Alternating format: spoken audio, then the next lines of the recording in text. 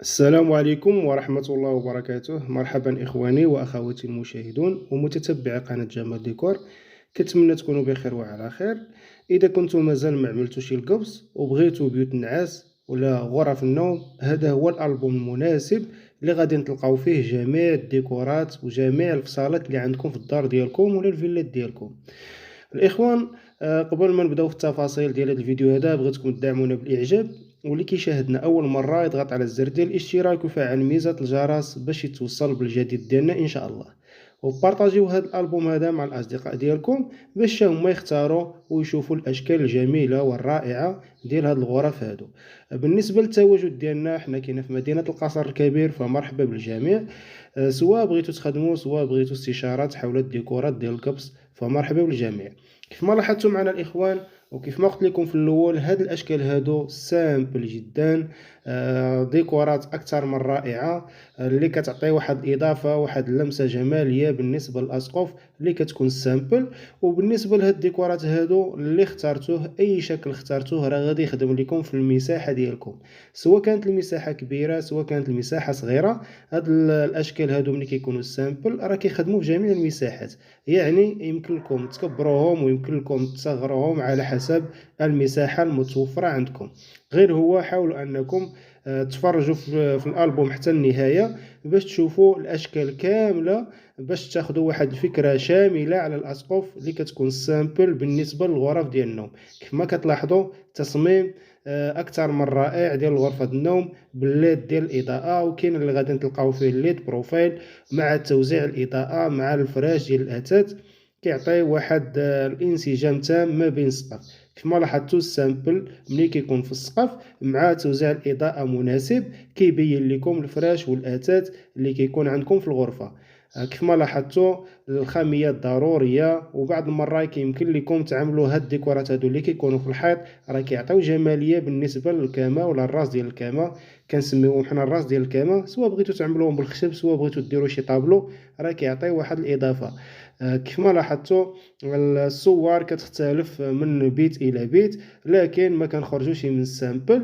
وكيف ما لاحظتوا معنا باللمسه ديال التوزيع ديال الاضاءه ملي كتكون محكمه وكتكون عندها المكان ديالها المخصص في السقف، كتزيد واحد المنظر زوين بالنسبه للغرفه ديال النوم.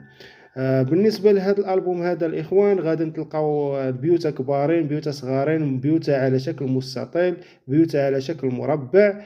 كما لاحظتوا كاملين عندهم نفس التصميم اللي هو سامبل، وكيعطي واحد الجماليه بالنسبه للديكور ديال القبص. كما لاحظتوا تغيير بسيط كيضيف لمسه زوينه بالنسبه لهاد الديكورات اللي كيكونوا في البيوت. بالنسبه للصباغه الاخوان، انتم كتلاحظوا الصباغه سامبل جدا، ما كاينش شي صباغه اللي كتكون فورسي ولا كتكون مشارجيه ولا كتكون كتقلق في العين. كيف ما لاحظتوا البيوت كامل صباغه بارده، ما كاينش صباغه فورسي ولا صباغه كما كنقولوا الصباغه اللي هي ساخنه، صباغه بارده باش كتدخل للبيت ديالك كترتاح فيه، ما كتلقاش الالوان مجخنطه بزاف. كيحاولوا انهم يخدموا بلون واحد. كيف ما لاحظتوا هذاك اللون كيكون خفيف اللي كيتماشى لكم مع الاثاث وكذلك مع البياس ولا الديكورات اللي كتحطوهم في البيت ديالكم. حاولوا انكم تختاروا هاد الاشكال هادو على حسب المساحه. انتم شفتوا الاشكال، حاولوا تاخذوا الشكل المناسب وحاولوا انكم تمشيو للبساطه، لان البساطه راه فيها الجماليه اكثر من داكشي اللي كيكون مشارجي. هذاكشي اللي كيكون مشارجي راه غادي يخدم لكم واحد سنه ولا سنتين من بعد انكم يطلع لكم في راسكم، وهكا غادي تبقى تقول صافي عملتو حسبي. كما كتلاحظوا الحسبي راه كيعطي واحد الجماليه، غير الناس اللي عندهم الذوق هما اللي كيبقاو يختاروا هاد الاشكال، والناس اللي كيبغيو يشارجيو راه هما كيشارجيو. الاذواق لا تناقش، ولكن حاولت انا نتعمد باش نحط لكم هذا الالبوم هذا كامل سامبل. كما لاحظتوا غير تغيير في الرانكيات وفي الاضاءه وكذلك في التصميم الداخلي ديال السقوفه. اما بالنسبه للاثاث ما عنديش فكره عليه، ولكن كيعجبني ان الاثاث ملي كيكون متول كيجينا مع السقف والصباغه وكذلك توزيع الاضاءه اللي كيلعب واحد الدور مهم. ما تبقاوش غير تحطوا في لي سبوطات وما تبقاوش غير تحطوا في الاضاءه، لان الاضاءه المجهده اكثر راه كتخسر حتى الديكور ديال السقف. كانوا هادو هما الاشكال اللي كيخصو السقف ديال البيوتا. كيف ما استعرضت لكم في هذا الالبوم هذا اشكال اكثر من رائعه، وبيت ما كيشبه البيت، غير التبديل غير في التصميم ديال السقف. الاخوان بالنسبه للتركيب، الناس كيسولوا بزاف على التركيب. خاص تشوف معلم اللي كيكون كيخدم مزيان، وما يهمكش الثمن، لان الاثمنه ملي كتكون ضعيفه حتى الخدمه كتكون ضعيفه والجوده ما كتكونش. يعني ملي كتشوف معلم نقص لك كتار بزاف، عرف بانه راه يغشك، سواء يغشك في البلاكا، سواء في البونتوس اللي كيشد فيهم البلافون، سواء في لا فينيسيون اللي كتكون مهمه جدا. تقول لي كيفاش غادي نفهم لا فينيسيون؟ لا فينيسيون راه ساهله باش تفهمها. هي انك ملي تدخل للدار تعجبك الدار ديالك، يعني تدخل تشوف لا فينيسيون، تشوف هذاك الشيء متول متراصم مصمم مزيان.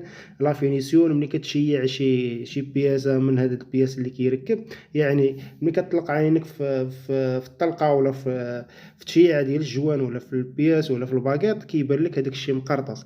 وبالنسبه للبلافون خاصو يكون كيلمع، هكا كتفهم بان راه عندك لا فينيسيون. ملي تبقى تلقى الضرابي والشراطي والشعره هابطه وكاينه شي شراطي ولا شي حاجه ما بانت لك شي ماشي هي هذيك، راه كتفهم بانك راه جبتي معلم ما عندوش لا فينيسيون.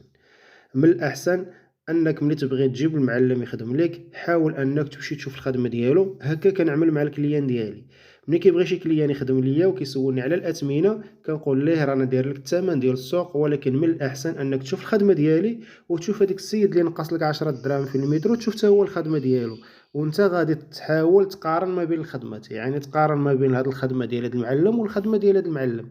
المعلم مزيان راه مع الدخله ديال الدار ولا الدخله ديال الخدمه ديالو كيبان لك راه كاينه لا فينيسيون وكاينه التصميم.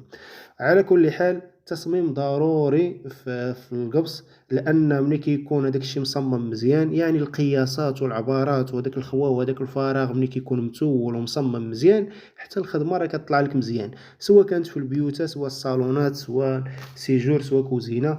المهم احسن حاجه هو التصميم، والمعلم يكون كيفهم التصميم باش ينسق لك الديكورات في الدار ديالك، ماشي شي حاجه في الشرق وشي شي حاجه في الغرب. هكا كتكون الدار ملي كتدخل ليها كتقنط منها، لان التصميم ما كيكونش مناسب، وتا الاشكال اللي كيختار ولا كتختاروا نتوما ما كتكونش مناسبه وما كتعطيكمش واحد الانسجام في الدار ديالكم.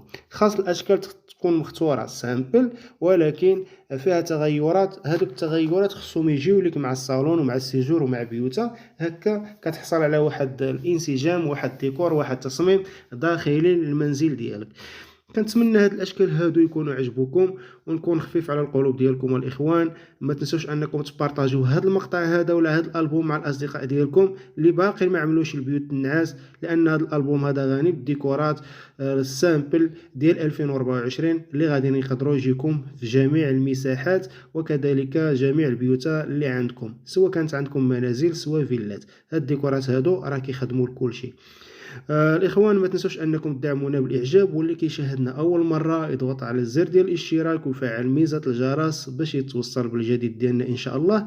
بالنسبه للتواجد ديالنا حنا كاينه في مدينه القصر الكبير، فمرحبا بالجميع. بالنسبه لهاد الاشكال هادو راه كنخدموهم كاملين وعندنا الجوده والاتقان وكذلك ثمن مناسب بالنسبه لهاد الاسقف هادو، وكنعملوا لكم تصميم مجانا بالنسبه للناس اللي غادي نخدموا لهم الديور ديالهم. حتى لهنا الاخوان كنتمنى هاد الشكل هادو يكونوا عجبوكم. كنشكركم على حسن التتبع والمشاهده. كان معكم جمال ديكور يحييكم اينما كنتم، والسلام عليكم.